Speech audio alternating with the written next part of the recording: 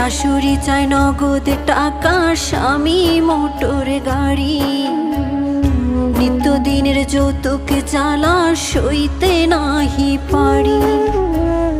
কথায় কথায় ওরা সবাই তোলে গায়ে হাত, নোংরা ভাষায় দেয় যে গালি, তুলে বংশজাত।